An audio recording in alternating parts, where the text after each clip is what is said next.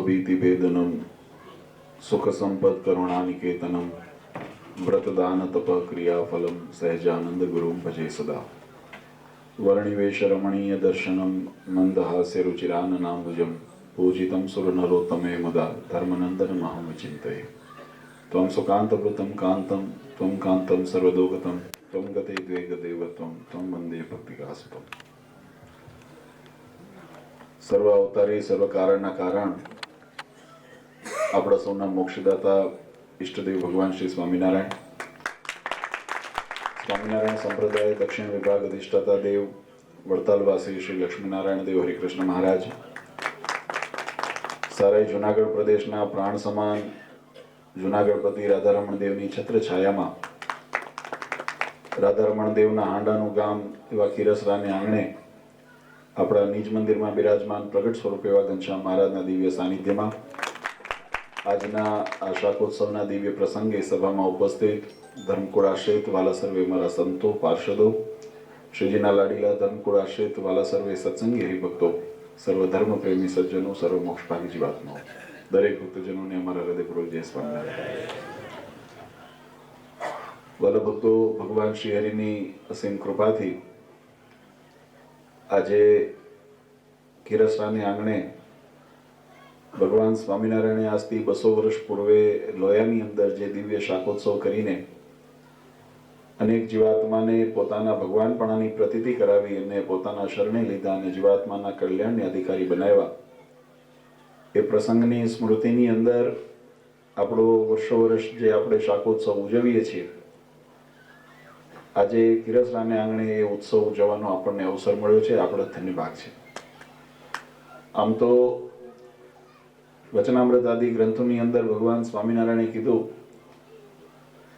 કે ભગવાનની પ્રત્યેક લીલા એ કલ્યાણકારી છે।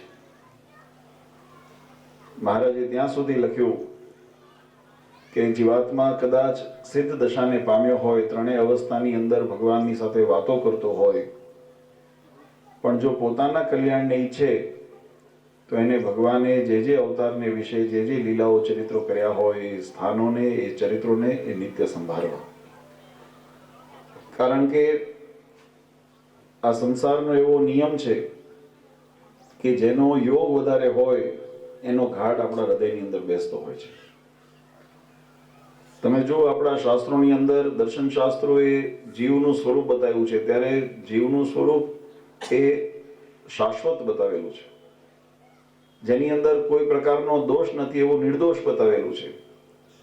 પણ શાસ્ત્રે સાથે સાથે એ વાત પણ સમજાવી કે જીવ જ્યારે આ સંસારની અંદર શરીર ધારણ કરે છે અને માયાના આવરણની અંદર આવે છે, ત્યારે એન કેન પ્રકારે વિષય અને માયાનો પ્રભાવ એ જીવાત્માના ઉપર એની અસર મૂકે છે। એની પાછળનું કારણ કે સૌપ્રથમ તો જીવાત્માને જ્યારે જન્મ ધારણ કરે એટલે જે શરીરની પ્રકૃતિ ને જે શરીરની સીમા, એની જે મર્યાદા હોય, મર્યાદા સુધી એ સીમિત થઈ જાય છે અને એ વિસ્મૃતિને કારણે પોતાના મૂળ સ્વરૂપ જે બ્રહ્મરૂપ, જે પરમાત્માના સાનિધ્યની અંદર ભક્તિરૂપ જીવાત્માનું જે હોવું જોઈએ એવું સ્વરૂપને ભૂલીને એ પોતાને આ સંસારના માયાના ભાગ રૂપે ગણવા માંડે છે અને દેહનું પ્રધાનપણું જ્યારે વર્તતું હોય ત્યારે સહજ છે કે દેહના જે સંબંધી વિષયો સુખ છે એને જીવાત્મા પામવાની કોશિશને પુરુષાર્થ કરે છે। આપણે રાત દિવસ કાળી મજૂરી કરીએ તો શેના માટે? તમે જુઓ તો લગભગ જેને જ્ઞાન નથી, જગતની મહેનતની વાત કરું છું, ભગવાનની ભક્તિ અર્થે મહેનત કરીએ ને તો લેખે લાગે, પણ સંસારમાં જે વૈતરું કરીએ છીએ આપણે, એ તમે કોઈને પૂછો તો એનો ઉત્તર સહજ એના મુખે એમ નીકળે કે સારું સુખ મળે, જીવનની અંદર સારું ખાવા મળે, પીવા મળે, પહેરવા મળે, રહેવા મળે, ઓઢવા મળે, અને એ જે સુખની પ્રાપ્તિ છે એ પ્રાપ્તિને અર્થે આપણે રાત દિવસ કાળી મજૂરી કરીએ છીએ। અને કરો એમાં દોષે નથી, ગ્રહસ્થ ધર્મનો એક નિયમ છે કે પોતાના શરીરના નિર્વાહ માટે, પોતાના કુટુંબ પરિવારના નિર્વાહ માટે, પોતાના સમાજના નિર્વાહ માટે યત્કિંચિત યત્ન કરવું જોઈએ, એ શાસ્ત્ર પણ એને સ્વીકૃતિ આપે છે। પણ શાસ્ત્ર એને સાથે સાથે જ્ઞાન માર્ગ પણ શીખવે છે અને એ જ્ઞાન માર્ગ કયો છે તો કે જીવાત્માને આ સંસારની અંદર ભૌતિક રૂપે જે પણ પ્રાપ્તિ થઈ છે, ભૌતિક પ્રાપ્તિ, જે નાશવંત પદાર્થોની પ્રાપ્તિ છે, અથવા તો જે શરીરના માધ્યમથી જે સુખની આપણે અનુભૂતિ કરીએ છીએ, એની અનુભૂતિની સીમા આ જીવાત્માને જ્યાં સુધી શરીરની આયુષ્ય છે, આવરદા છે, ત્યાં સુધી જ એની સાથે એનો સંબંધ રહેલો છે. આ સંસારમાં કોઈ એવું મનુષ્ય નહીં હોય જેને મૃત્યુની હકીકત જાણી ન હોય. આપણે બધા અહીંયા બેઠા છીએ અને કોઈ એવું પરિવાર ખરો જેના ઘરમાં કોઈ દિવસ મરણ જ નથી હોય? આપણે બધા મરણના જાણીએ છીએ, અવગત છીએ કે આ સત્ય છે, અને એ પાછું અટળ સત્ય છે. એક દિવસ જેને જન્મ લીધો છે અને એક દિવસ સંસાર મૂકીને જવાનું છે, એ પણ નિશ્ચિત છે.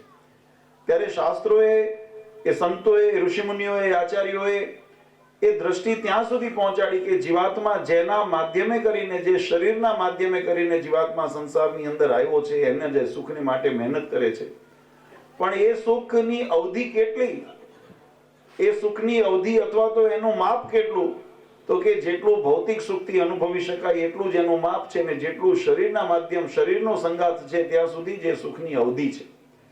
પછી અંતે જેમ કોઈ સ્વપ્નની અંદર સૂતું હોય અને સ્વપ્ન અવસ્થાની અંદર આપણે મોટા મોટા સુખ વૈભવને ભોગવતા હોઈએ, કોઈ રાજા બની ગયા હોય, કોઈ મંત્રી બની ગયા હોય, મનના ઉમંગો ઉર્મિઓ હોય ને, આપણા શાસ્ત્રોએ કીધું કે જેનું ચિંતન આમ સહજ છે, એક પ્રકૃતિ છે કે જેનું ચિંતન તમે વધારે વિચારતા કરતા હો ને, એટલે પછી એનો આભાસ આપણા હૃદય, મનની અંદર, બુદ્ધિની અંદર એની પ્રેરણા જાગૃત થાય. અને પછી જો જાગૃતમાં આપણી કેપેસિટી ન હોય તો સૂતા પછી પણ એ સ્વપ્ન અવસ્થાની અંદર આપણે વિષય ભોગવી લેતા હોઈએ. આ એક પ્રકૃતિ છે, આ વિજ્ઞાન છે કે આમ જીવતા જીવ નો, કોઈને મંત્રી બનવું હોય, કોઈને સંત્રી બનવું હોય, કોઈને સરપંચ બનવું હોય, કોઈને રાજા બનવું હોય, તો જીવતા કદાચ ન બની શકે, પણ સ્વપ્નની અંદર તો બની જ ગયા હોય, ઘણી વખત બન્યા હશે, ઘણી વખત ઘોડે ચડ્યા હશે. પણ જ્યારે જાગૃત થાય, આ વાત સમજવા જેવી છે કે જ્યારે જાગૃત થાય ત્યારે એને પોતાના વાસ્તવિક રૂપની અંદર એને આવવું પડે, ને ત્યારે અનુભૂતિ થાય કે આ બધું જે સ્વપ્નનું જે સુખ હતું, અહીંયા તો આનંદ જ માણતા હતા ને, લાડુ, પેંડા, બરફી, મોહનતાળ, મેસૂબ, આપણે બધા પકવાન બરાબર દાબ્યા હોય. વચનામૃતમાં મહારાજે એક દ્રષ્ટાંત બહુ સુંદર બતાવ્યું. મહારાજ કે જે પ્રારબ્ધ કંગાલ કરીને બેઠો હોય એને પછી એ સુખની કલ્પના એ સ્વપ્નવત જ રહે છે.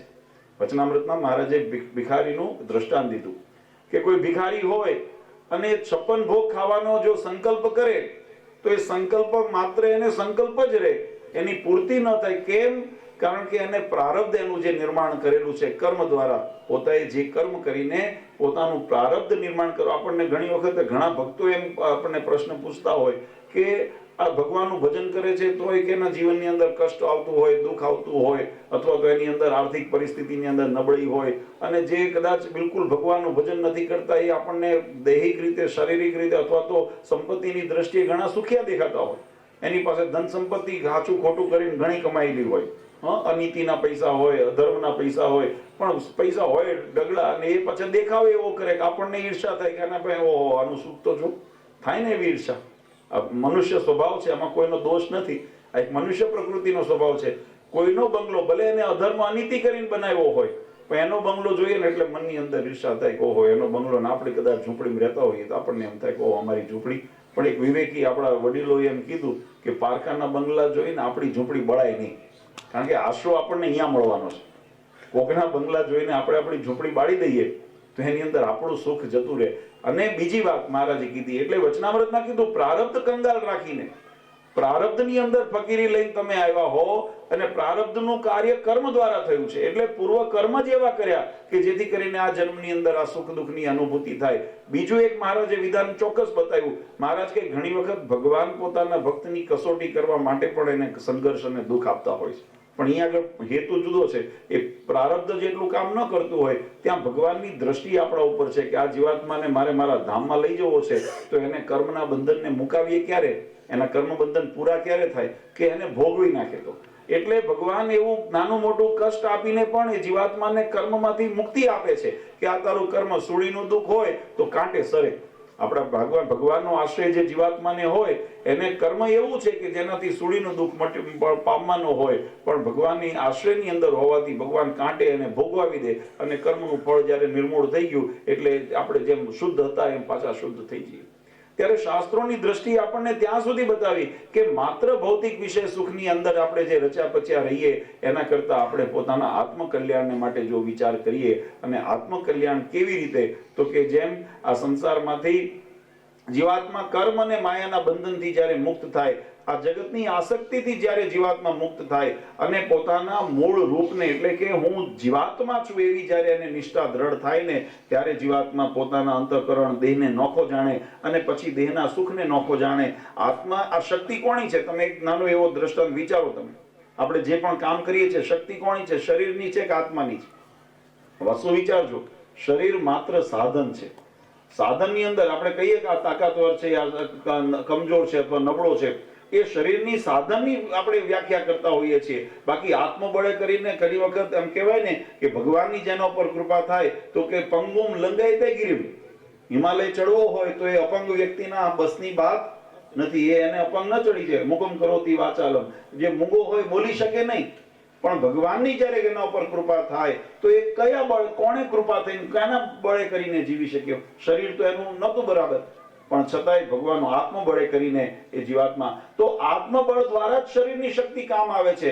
આત્મબળ ન હોય, ઘણી વખત તમે જુઓ, એક રાજાએ જોયું, નગરચર્યા જોવા નીકળ્યા, અને નગરચર્યા જ્યારે જોવા નીકળ્યા ત્યારે રાજાની દ્રષ્ટિ પડી એક ખૂણાની અંદર અમુક વર્ણના લોકો, જેને આપણે શંકર વર્ણ કહીએ છીએ અથવા તો જેને આપણે કિન્નર વર્ણ કહીએ છીએ, તો એવા પ્રકારના લોકોની આખી ટોળી જમાત ઊભી હતી. હવે સ્વાભાવિક રીતે ખાધે પીધે હુષ્ટપુષ્ટ થયેલા હતા. તે એને એમ થયું કે રાજાને કે આ આટલા બધા હુષ્ટપુષ્ટ ને શારીરિક શક્તિ ધરાવનારા છે ને, તમે ઘણી વખત રોડ ઉપર નીકળતા હોઈએ, જોતા હોઈએ, એ નબળા ન હોય કોઈ દિવસ, કે આ ખાધે પીધે બધા છે અને આટલા છે, આપણે આ બધાને સેનામાં ભરતી કરી લઈએ, આપણે આપણી સેનામાં ભરતી કરી લઈએ. સેનામાં ભરતી કરીએ તો આપણું સેના સશક્ત થઈ જાય. એના મંત્રી ડાયા હતા, તે રાજાને કે રાજા એવું ન કરાય, આ વર્ણ એ કામના માટે નથી. એના માટે જે શૂરવીર ક્ષત્રિય આદિ જે વર્ણાશ્રમનો આપણો ધર્મ બતાવ્યો, એની અંદર જે પ્રકૃતિ, પ્રાણને પ્રકૃતિનો જે સિદ્ધાંત આપણને શાસ્ત્ર બતાવ્યો છે, અંગ્રેજી ભાષાની અંદર વિજ્ઞાન પણ એ વસ્તુને સ્વીકારે છે, પણ ભાષા બદલી નાખી, એને ડીએનએ કહે છે, જેને લોહીના સંસ્કાર આપણે કહીએ છીએ. એવા લોહીના ગુણ હોય તો એની અંદર એ પ્રાકૃતિક એ ગુણ રહેલા છે, એ પરાણે નખાતા નથી. એવા કોઈને તો એમ શરીરથી રૂષ્ટપુષ્ટ હોય, પણ મનથી એટલું બધું એનામાં એ ન હોય, એનામાં પાંગળી નહીં હોય, તો મન વધારે મજબૂત થયું કે આપણે ત્યાં કહીએ છીએ ને કે બુદ્ધિ બળી કે ભેંસ, અકલ બળી કે ભેંસ. તો શરીરનું ભેંસનું બહુ મોટું છે, જાડું છે, પણ બુદ્ધિ જેનામાં હોય તો એને વાળી લે. હાથીને જો ઉપર એક અંકુશ લઈને એક માવત બેઠો હોય તો હાથીનું શરીર વધારે છે, એનામાં શક્તિ વધારે છે, પણ એને નિયંત્રણ કરવા આ માણસ કાળા માથા માનવી ચંદ્રમા સુધી આપણે પહોંચ્યા. તમે વિચાર કરી જુઓ તો ક્યાંથી પહોંચ્યા? શારીરિક શક્તિથી, બુદ્ધિ શક્તિથી. એની અંદર પણ એ કર્મ કરવાનો જે આત્મવિશ્વાસ હતો, દ્રઢતા હતી, આત્મબળ હતું કે આ કરવું છે, ત્યારે શરીરની પાંગળી ત્યાં કામ આડી ન આવી, વિઘ્ન ન રહ્યું, અને આત્મબળે કરીને કર્યું. તો મહારાજે વચનામૃતાદિ શાસ્ત્રોની અંદર સંતોને એ જ પૂછ્યું કે આ જીવાત્માને, જે શાસ્ત્રોએ આપણને બતાવ્યું કે જીવાત્માનું જ્યાં સુધી આત્મનિષ્ઠા જાગૃત નથી થઈ ત્યાં સુધી જીવાત્માને મળેલા સાધનનો જીવાત્માને કેવો ઉપયોગ કરવો જોઈએ એને વિવેક રહેતો નથી.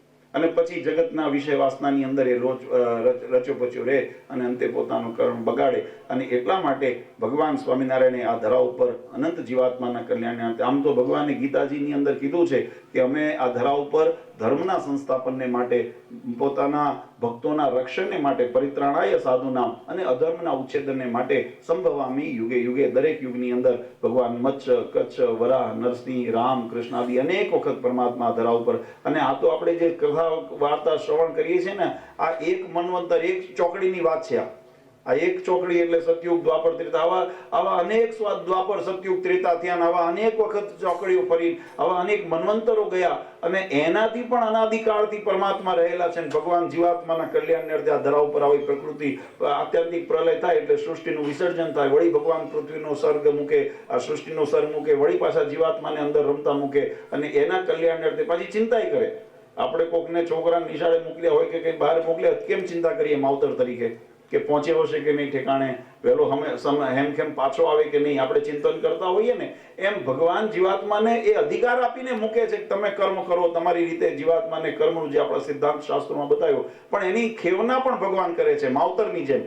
વચનામૃતની અંદર મહારાજને પ્રશ્ન પૂછવામાં આવ્યો છે કે આપણે તો જે મહેનત કરતા હોઈએ અથવા તો ભગવાનની ભજન કરતા હોઈએ, દાન તપ કરતા હોઈએ, તો આપણે તો આપણા કલ્યાણને અર્થે કરીએ છીએ, અથવા કોઈ સ્વસંકલ્પ જો કોઈ સેવા કરતા હોય, ભક્તિ કરતા હોય તો એની સંકલ્પની પૂર્તિ માટે કરીએ છીએ, આપણા સ્વાર્થની પૂર્તિ માટે કરતા હોઈએ. પણ નરનારાયણ રૂપે ભગવાન અખંડ બદ્રિકાશ્રમની અંદર તપ કરે છે, કોના માટે કરે છે?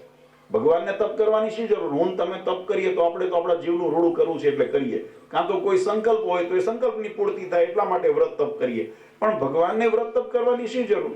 ત્યારે મહારાજે બહુ સુંદર એનો ઉત્તર કર્યો કે ભગવાન નરનારાયણ રૂપે જે આ બદ્રિકાશ્રમની અંદર જે તપ કરે છે ને, એ તો પોતાના ભક્તને અર્થે કરે છે.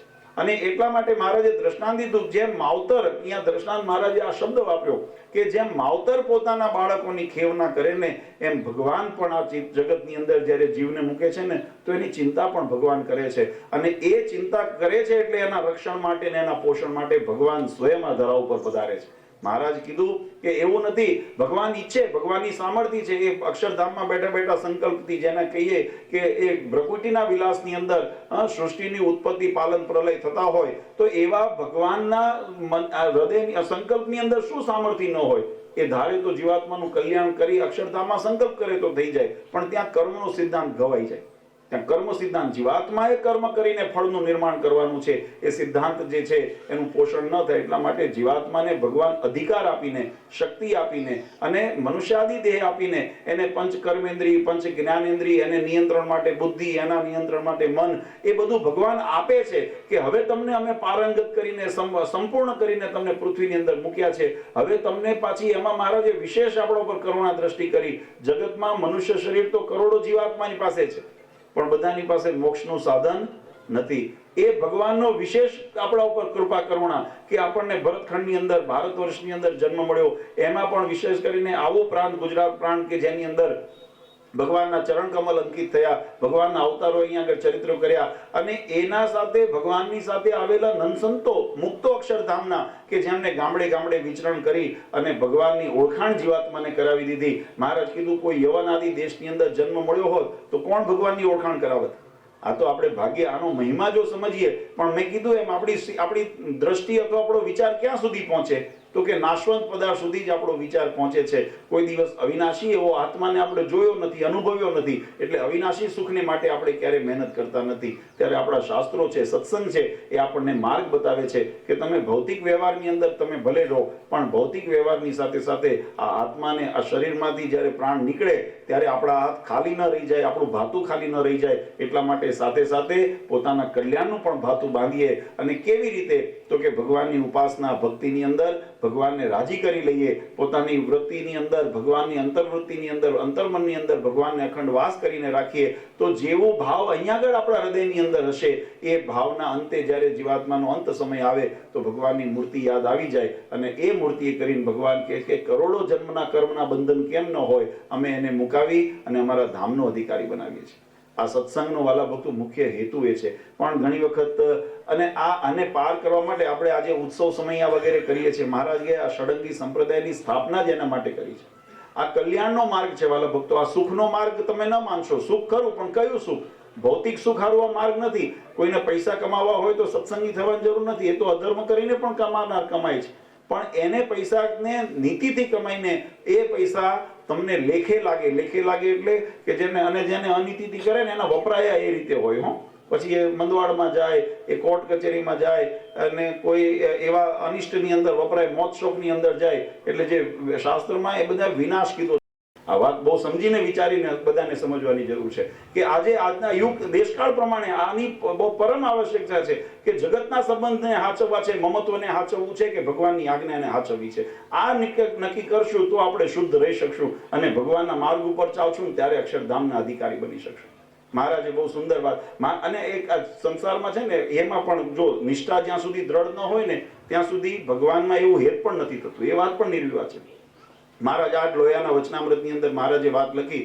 મહારાજ નિત્યાનંદ સ્વામીએ ભગવાનને પ્રશ્ન પૂછ્યો છે કે સંસારમાં, જગતમાં બે પ્રકારના જીવના પ્રકૃતિ જોવા મળે છે. એક પ્રકૃતિ એવી જોવા મળે છે કે જેને સ્ત્રીઆદિ વિષય એટલે કે જગતના વિષયની અંદર અનહદ હેત થઈ ગયું હોય. આપણને ગમતી વસ્તુ હોય તો એની અંદર અનહદ હેત થઈ ગયું હોય, અને હેત એટલી કક્ષાએ થયું હોય કે જો એનો વિયોગ થાય તો પ્રાણ નીકળી જાય.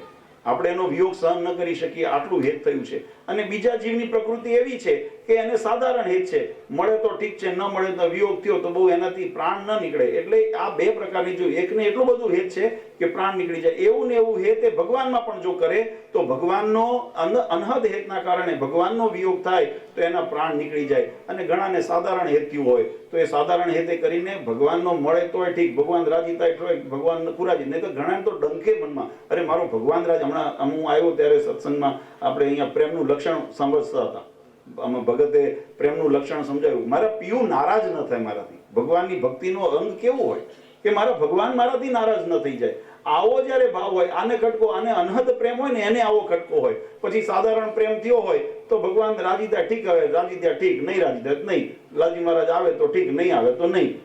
સંતો આવે તો ઠીક, નહીં આવે તો નહીં.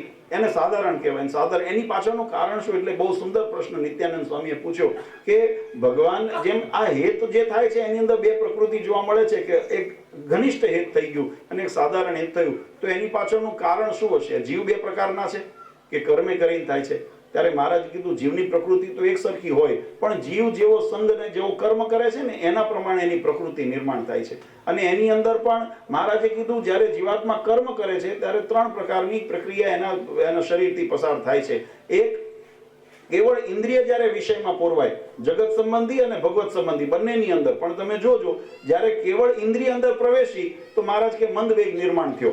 અને મંદ વેગ નિર્માણ થયો જ્યારે ઇન્દ્રિયની સાથે મન પણ જોડાણું, એટલે મને સહિત ઇન્દ્રિય પ્રવેશે ત્યારે મધ્યમ વેગ નિર્માણ થયો. અને જ્યારે મન, ઇન્દ્રિય અને અંતઃકરણ એટલે જીવાત્મા એ જીવ સાથે જ્યારે ભળીને આ વિષયમાં પ્રવેશે ત્યારે તીવ્ર વૈરાગ નિર્માણ થાય, તીવ્ર વેગ નિર્માણ થાય. અને જેવા વેગે અંદર વિષયમાં પ્રવેશે એટલો એની અંદર હેત થાય. એટલે એનું જો સાદી ભાષામાં સમજીએ તો તમે કેવા મહિમા અને સમજણ સાથે તમે વિષયને સ્વીકારો છો ને એના ઉપર પ્રેમ થાય છે. તમને જો મહિમા યથાર્થ સમજાણો હોય, એટલે મનની અંદર જ્યારે તમને સમજાણું છે, બુદ્ધિની અંદર તમને સ્વીકાર્યું છે અને ઇન્દ્રિય પછી એ પ્રમાણે ક્રિયા કરે છે તો એની અંદર એટલું હેત થાય છે. એટલે નિત્યાનંદ સ્વામીએ વળી પાછો પ્રશ્ન પૂછ્યો કે આ વેગ જે નિર્માણ થાય, ત્રણ પ્રકારના વેગ નિર્માણ થયા, એનું શું કારણ? એનું કારણ ગુણ છે કે એનું કારણ બીજું કંઈ છે? ગુણ એટલે રજ સત્તમ ગુણ છે. રજો ગુણે યુક્ત, તમો ગુણે યુક્ત કે સત્વ ગુણે યુક્ત કરીને તમે કર્મ કરો એના કારણે થાય છે. ત્યારે મહારાજે બહુ સુંદર એની વિકતિ પછી આ સમજાવી. મહારાજ કે જેવા ઈચ્છા એ કરીને જેવી ઇન્દ્રિયો દ્વારા તમે એની અંદર પ્રવેશો છો, માત્ર એમ આ કહેવાનો ભાવ અર્થ એટલો કે ખાલી કથા વાર્તા આપણે શ્રવણ કરીએ અને કાને સાંભળીને એનો જો જીવનમાં ન ઉતરે તો એ મંદ વેગ નિર્માણ થયું. પછી કેવું થાય? અસાધારણ હેત ન થાય ભગવાનમાં, અસાધારણ હેત ન થાય, એ પછી સાધારણ હેત થયું ઘણાને. એટલે પછી બદલાય નિશ્ચય. કેમ બદલાય? કારણ કે સાધારણ હેત હતું એટલે પછી બદલી નાખ્યું. હવે આ નથી ફાવતું, બદલી નાખ્યું. કારણ કે એમાં હેત નતું. પણ હેત હોય તો ફાટી જાય તોય ન છોડીએ. ખરું ખોટું? જેનો હેત હોય, જેને મહિમા સમજાણો છે, ઘણા આપણા એવા હશે કોઈ વસ્તુ જૂની થઈ ગઈ છે ને તોય આપણે કાઢતા નથી. કેમ નથી કાઢતા? જૂની થઈ ગઈ છે, એમાં મમત્વ છે. આ તો જગતના વિષયનું. એમ જેને ભગવાનમાં એવું હેત થઈ જાય ને કે આ મારા ભગવાન છે, મારા ઈષ્ટદેવ છે, મારા કલ્યાણના કરતા છે, અનંત કોટી બ્રહ્માંડના અધિપતિ છે, એવું જેને ભગવાનનો દ્રઢ આશ્રય ને નિશ્ચય થઈ ગયો હોય ને એ પછી ભગવાનની બાંધેલી મર્યાદા, ભગવાનની આજ્ઞા લોપીને ભગવાનને મૂકીને, મહારાજે એટલા માટે વચનામૃતમાં કીધું કે એને બ્રહ્માંડ જેવું દુઃખ આવે. કેવું દુઃખ આવે? બ્રહ્માંડ જેવું જો એના માટે દુઃખ આવી પડે તો પણ એવો સંકલ્પ ન કરે કે ભગવાનને મૂકીને હું બીજેથી સુખ્યો થઉં. કેટલો ભગવાનની મહિમાની વાત હતી કે ભગવાનને મૂકીને હું બીજેથી સુખ્યો થઉં એવો સંકલ્પ ન કરે. જો મને આમાં દુઃખમાંથી નિવૃત્તિ જો આપે તો મારા ઈષ્ટદેવ મને આપે તો જ નિવૃત્ત થવું છે, નહીં તો હું દુઃખે કરીને પણ સુખ્યો છું. બોલો, આટલી જેને નિષ્ઠા દ્રઢ થઈ હોય ને ત્યારે એને ભગવાનનો અનન્ય આશ્રય કહેવાય, એને ભગવાનમાં અનુરાગ થયો ગણાય. અને આ સત્સંગની રીતને, પિયુષને મજબૂત કરવા માટે આ ધરા ઉપર ભગવાને અનંત જીવાત્માના કલ્યાણાર્થે મહારાજ જ્યારે પધાર્યા ત્યારે અનેકવિધ લીલાઓ કરી, ઉત્સવ કર્યા, સમૈયા કર્યા, કથા વાર્તાઓ કરી અને મહારાજે પોતાના આશ્રિતની અંદર જીવાત્માને આવા દ્રઢ કરવા માટેની મહેનત કરી છે. આજે ખરેખર આપણે બધા ભાગ્યશાળી છે. આ ત્રણ વાતનું જીવનની અંદર ક્યારેય વાલા ભક્તો અનુસંધાન ચૂકાય નહીં. આ વસ્તુનું કાયમ અનુસંધાન રાખજો. એક, નિધણિયા ન રહેવું. આ વાત જીવનની અંદર ખાસ રાખજો. આપણો ધણી ભગવાન સ્વામિનારાયણ અને ભગવાન સ્વામિનારાયણ પધરાવેલા રાધારમણ દેવ એ આપણા ધણી છે. એની અંદર ક્યારેય ફેર ન પડે. આ વાતને જીવનની અંદર ગાંઠ બાંધી લેજો. અને એ ધણીની વાતને ક્યારે લોપવી નહીં. આ બીજી ગાંઠ. પહેલી ગાંઠ કઈ? કે જે ભગવાન સ્વામિનારાયણને આપણે ઈષ્ટદેવ માનીએ છીએ, જેની પાસે આપણે કલ્યાણ લેવું છે, એ ભગવાન એ આપણા ધણી છે. એમના પધરાવેલા રાધારમણ દેવ, ગરડા દેશ હોય તો ગોપીનાથજી મહારાજ, વડતાલ પ્રદેશ હોય તો લક્ષ્મીનારાયણ દેવ, અમદાવાદ દેશ હોય તો નરનારાયણ દેવ, પણ મદન મોહનજી મહારાજ ધોલેરા પ્રદેશની અંદર, મહારાજે દરેક પ્રદેશની અંદર એના અધિષ્ઠાતા દેવ કરીને આપણને આપ્યા છે. આપણે એની છત્રછાયામાં એના આશ્રયમાં રહીને સત્સંગ કરવો છે અને એના થઈને રહેવું છે. એને મૂકીને ક્યાંય જવું નથી. આવી દ્રઢતા પહેલી મનમાં રાખવી પડે. બીજી દ્રઢતા એ રાખવાની જરૂર છે કે એમની બાંધેલી મર્યાદા, એમની શિક્ષાપત્રી, વચનામૃત, સત્સંગી જીવન, દેશ વિભાગના લેખ આદિ જે સદગ્રંથો મહારાજે એપ્રૂવ કર્યા, એટલે કે પ્રમાણિત કર્યા, ઘણાય પાછળથી કપોળ કલ્પિત પોતાની રીતે લખેલા છે, પોતાની રીતે વાતો લખી હોય, પણ જેને ભગવાને પ્રમાણિત કર્યા એના વચનથી મોટા વચન બીજા કોઈના હોય નહીં. એટલે ભગવાનના જે લખેલા શાસ્ત્રો અથવા તો પ્રમાણિત કરેલા શાસ્ત્રો છે એના વચનમાં જ કાયમ રહેવું છે. આ બીજી ગાંઠ મારવાની જરૂર છે. અને ત્રીજી ગાંઠ એ મારવાની જરૂર છે કે સુખ દુઃખ તો સંસારનો ક્રમ છે. જીવનની અંદર પૂર્વે કરેલા કર્મ, વર્તમાનમાં કરેલા કર્મ, સંચિત કર્મ ઇત્યાદિ કરીને જીવનમાં સુખ દુઃખ આવશે, પણ અમારો બેલી એ પરબ્રહ્મ પુરુષોત્તમ ભગવાન શ્રી હરિ અમારા માથે છે. આવો વિશ્વાસ અને ભરોસો રાખજો. એના વગર કોઈ ઉદ્ધાર કરવા સમર્થ નથી. ને જો ઉદ્ધાર થવો હોય તો એના થકી જ અમારો ઉદ્ધાર થાય, બાકી અમારે ઉદ્ધાર કરવો એ નથી. આવી દ્રઢતા જ્યારે જીવનની અંદર આ ત્રણ સંકલ્પને આપણે જો દ્રઢ કરીને રાખશું ને, તો માનજો કે આપણે સાચા અર્થમાં સત્સંગી છીએ. અને એવું નથી કે સ્વામિનારાયણ ભગવાનની બાંધેલી મર્યાદાને આ સ્વામિનારાયણ સંપ્રદાયના માટે સિદ્ધાંત છે. કોઈ વૈષ્ણવજન હોય તો એને પોતાના માટે એ ગીતાજી, શ્રીમદ ભાગવત આદિ એના માટે આદર્શ છે. ભગવાન કૃષ્ણ સ્વરૂપની અંદર એને હેત થતું હોય તો એની મર્યાદાને એને આશ્રયની અંદર જીવાત્મા રહે તો પણ ભગવાનના ધામની એટલી જ પ્રાપ્તિ થાય. કોઈ રામને ભજતા હોય તો રામાયણ આદિની અંદર જે સિદ્ધાંતો બતાવ્યા છે એના સિદ્ધાંતોને, એના આદર્શોને પોતાનું જીવનને આદર્શ માનીને ચાલે. કોઈને શિવ પ્રત્યે, ભગવાન ભોલાનાથ પ્રત્યે કોઈને આસ્થા હોય તો એ શિવપુરાણ આદિની અંદર જે સિદ્ધાંતો બતાવ્યા છે, કારણ કે આ બધાનો સમન્વય કરો ને તો વૈદિક ધર્મની એક જ રૂપતા તમને જોવા મળે. આમાં ભેદ શાસ્ત્રની અંદર નથી. ભેદ માત્ર કાર્ય કરવાની પદ્ધતિની અંદર 19-20 હોઈ શકે, અને એ પદ્ધતિની અંદર પણ 19-20 એટલા માટે છે કારણ કે દેશ કાળને અનુસરીને પ્રવૃત્તા હોય છે. સતયુગની અંદર કઈક નિયમ ધર્મનું પ્રધાનપણું હતું, દ્વાપરની અંદર કંઈક બીજા નિયમ ધર્મનું પ્રધાનપણું હતું, કળિયુગની અંદર જેમ હમણાં સંતોએ પણ વાત કરી, કળિયુગની અંદર પહેલા સતયુગની અંદર તપવ્રત આદિ કરીને રાફડા થઈ જતા ત્યારે મોક્ષ મળતો. દ્વાપરની અંદર મોટા મોટા યજ્ઞ આદિ કરવા પડતા ત્યારે મોક્ષ મળતો, પરિચર્યા કરવી પડતી ત્યારે મોક્ષ મળતો. કળિયુગની અંદર ભગવાનને એમ થયું કે આ કળિયુગમાં હરિભક્તોની એટલી શ્રદ્ધા અને શક્તિ કદાચ એની પાસે ન હોય, અને જો અમે મોટા મોટા યજ્ઞનો નિયમ રાખીએ તો મોટા ભાગના હરિભક્તો ન કરી શકે. એટલે ભગવાને એની અંદર સરળતા કરી. સરળતા શું કરી? યજ્ઞ કરવો, પણ એની રૂપ ફેરવી નાખ્યું. કયું કર્યું? જેમ હમણાં રામસ્વામીએ પણ વાત કરીને કે જે પહેલા મોટા મોટા વિષ્ણુયાગ હરિયાગ કરવા હોય, સગવડ ભગવાને દીધી હોય કરીએ તો સારી વાત છે, પણ એ ન હોય તો જપ યજ્ઞ કરો. યજ્ઞ તો છે જ, પણ જપના રૂપમાં ભગવાનનું નામ સ્મરણ કરીને. તો આ રીતમાં પરિવર્તન થયું, સિદ્ધાંતમાં પરિવર્તન ન થયું કહેવાય. સિદ્ધાંત તો એ જ રહ્યો, ભગવાનનું અનુચર્યા, પરિચર્યા, ભગવાનની ભક્તિ કરીને જે કર્મ તમે ઇન્દ્રિયો દ્વારા કે અંતઃકરણ મન દ્વારા તમે કરો, મન, કર્મ અને વચન દ્વારા જે ક્રિયા કરીએ એ ભગવાનને રાજી કરવાને અર્થે કરીએ ત્યારે જે ભક્તિ થાય છે. બાકી એ ભક્તિ એ બધું ભક્તિ સ્વરૂપ જ ગણાય છે. જે કર્મ કરીએ છીએ બધું ભક્તિ રૂપ થઈ જાય છે, પણ ભગવાનની અનુચર્યામાં, આજ્ઞામાં રહીને, એના મર્યાદામાં રહીને આપણે કરીએ ત્યારે. તો સિદ્ધાંત મોક્ષનો આ છે, અને એ સિદ્ધાંતને દ્રઢ કરવાનો આપણો અવસર મળ્યો છે. શાકોત્સવ એક એનું નિમિત્ત છે. આમ તો ઘણા બધા ભક્તોની ઈચ્છા હોય કે અમારે ગામને આંગણે પણ આવા ઉત્સવ થાય, પણ અમે બહુ વિચાર્યું કે જેમ હમણાં સંતોએ પણ વાત કરી કે આપણા સત્સંગના ગામ વધારે છે અને બધી જગ્યાએ ન પહોંચી વળાય, એટલે અમે પૂજ્ય મહારાજશ્રીની સાથે હરિભક્તો અને સંતો બધા બેઠા હતા ત્યારે વાત થઈ કે એક વર્ષમાં એકાદ એવો પ્રસંગ થાય કે વિસ્તારના 5-25 ગામના હરિભક્તો એક જગ્યાએ ભેગા એકત્રિત થઈને કંઈક જો આયોજન કરે અને એ બાને સંતોનો, સત્સંગીઓનો, આપણે કથા વાર્તાનો યોગ થઈ જાય તો એમને પાછું બેટરી ચાર્જ થઈ જાય. આ પ્રસંગ આપણને યાદ રહે ને તો બેટરી ચાર્જ રહે. આને વાગોળતા રહીએ ને તો આપણા ઘણા મહિનાઓ નીકળી જાય, વળી પાછા 4-6 મહિને, 8 મહિને, વર્ષે એક પાછો ઉત્સવ થાય, વળી પાછી બેટરી ચાર્જ થઈ જાય. એટલે દરેક વિસ્તારની અંદર આવા પ્રસંગો થતા રહે એટલા માટે આયોજન કર્યું. ત્યારે જુનાગઢવાસી રાધારમણ દેવના કૃપાથી, એમના સંકલ્પથી, એમના સાનિધ્યની અંદર આપણે આ શાકોત્સવ યાત્રાનો પ્રારંભ કર્યો કે અલગ અલગ વિસ્તારની અંદર, અલગ અલગ પ્રાંતની અંદર આપણા જુનાગઢ દેશના 750 ગામડાના વિસ્તારો કવર થઈ જાય એ રીતે આયોજન કરવું. અને ભગવાનની કૃપાથી આજે પણ એ અવિરતપણે એ શાકોત્સવની યાત્રા ચાલુ છે અને જો આવતા વર્ષે થવાની છે. એટલે જેને સંકલ્પ કરવો હોય કે અમારે છે અગાઉથી અમારે નંદલાલભાઈ છે કે અમારા સંતોના સંપર્કમાં રહેજો કે અમારે આવતા વર્ષનું પણ અત્યારથી નોંધાવજો એટલે રૂટ બનતા અમને પણ થોડું સાનુકૂળ થઈ જાય. કારણ કે બધી જગ્યાએ પછી અમારે પહેલા કેવું થતું, એક પ્રસંગ જામનગરનો હોય તો બીજો સુરતનો હોય, તો ત્રીજો પ્રસંગ પાછો દ્વારકા આવવાનો હોય તો ચોથો પ્રસંગ પાછો દાહોદ જવાનો હોય. હવે આમાં મુસાફરીના ટાઈમો વધારે જતો રહે અને સત્સંગમાં ઓછો ટાઈમ જતો હતો. એટલે અમે આ આયોજન કર્યું કે એક વિસ્તારની અંદર જ્યારે યાત્રા કરીએ તો 5-6 દિવસ, અઠવાડિયું, જે પણ એક વિસ્તારની અંદર જેટલા બને એટલા ગામડાને બધાને લાભ મળે. એટલે એ પાછો રૂટ અમારે નક્કી કરવાનો હોય. એટલે જેની ઈચ્છા હોય તો કરજો. તો વર્ષો વર્ષ અને જો મંદિરના વિકાસનું, સત્સંગના વિકાસનું રાધારમણ દેવની કૃપાથી જ્યાં સુધી એના વહીવટની અંદર હતા,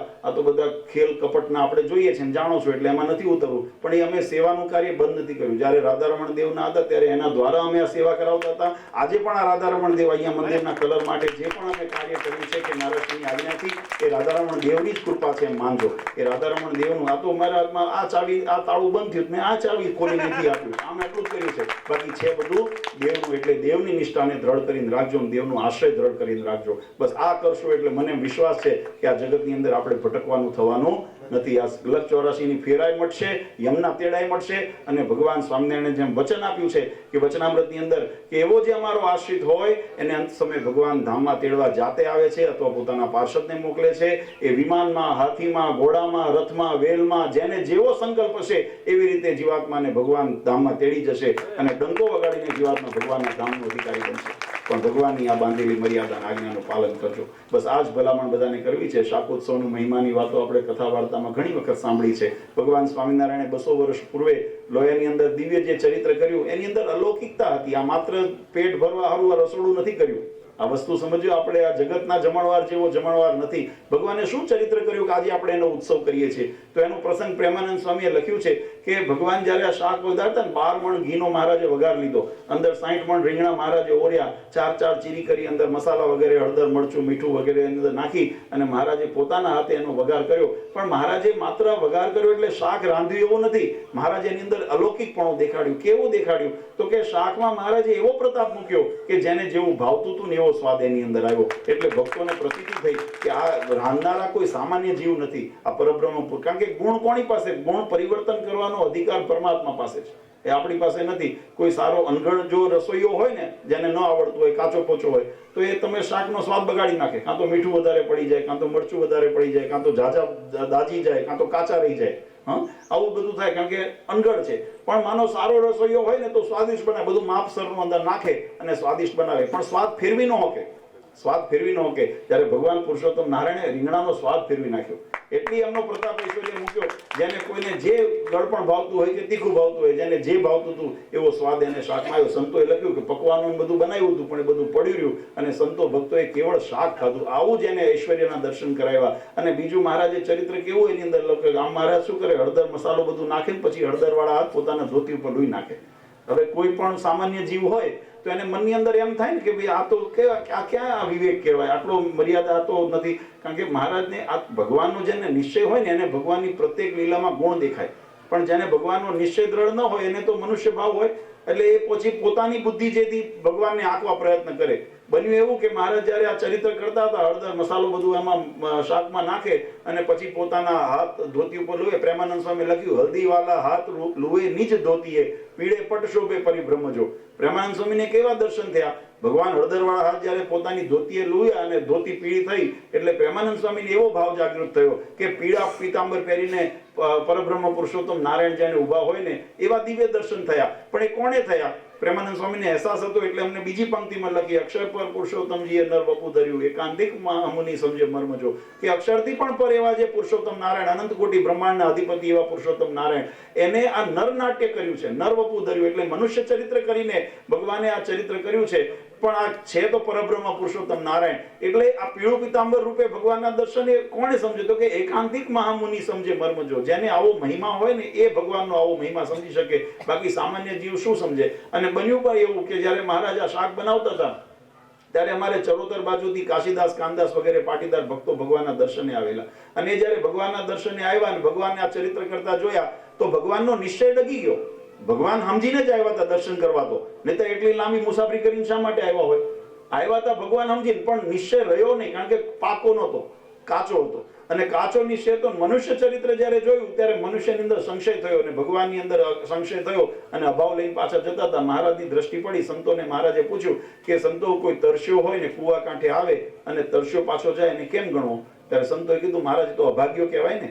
કોઈ મુસાફરી કરી મહેનત કરીને કુવા કાંઠે આવ્યો હોય અને તરસ્યો પાછો જાય એનાથી મોટો અભાગ્યો કોણ કહેવાય? મહારાજ કે જો ઓલા ભક્તો અમારા દર્શન માટે છેક ચરોતરથી આવ્યા છે તો અમને મળ્યા વગર પાછા જાય છે. પ્રેમાનંદ સ્વામી મહારાજના સખા ભક્ત હતા એટલે મહારાજને ધીમે રહીને રમૂજ કરતા મહારાજને કીધું મહારાજ એમનો વાંક નથી, વાંક તમારો છે.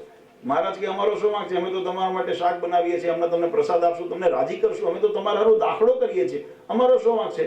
ત્યારે મહારાજને સંતોએ વિનંતી કરીને કીધું મહારાજ અમે જ્યારે કથા વાર્તા કરતા હોઈએ ને ત્યારે તમારા ઐશ્વર્ય પ્રતાપના વર્ણન કરતા હોઈએ. મહારાજે સોનેરી સુરવાળ ધારણ કર્યો છે, જરિયાની જામો પહેર્યો છે, સોનેરી પાક ધારણ કરી છે, બાજુની અંદર બાજુબંધ છે, હાથમાં વેટ ગળા વીંટી છે, પગની અંદર તોડાને ચાંખડીઓ ધારણ કરી છે, ગુલાબના હાર ધારણ કર્યા છે. અમે આવું બધું વર્ણન કરતા હોઈએ. તાબેથો લઈને ઉભા હોય એવું વર્ણન અમારી કથામાં ન આવ્યું હોય કેમ ભક્તને ખબર પડે કે તાબેથો લઈને ભગવાન ઉભા હોય?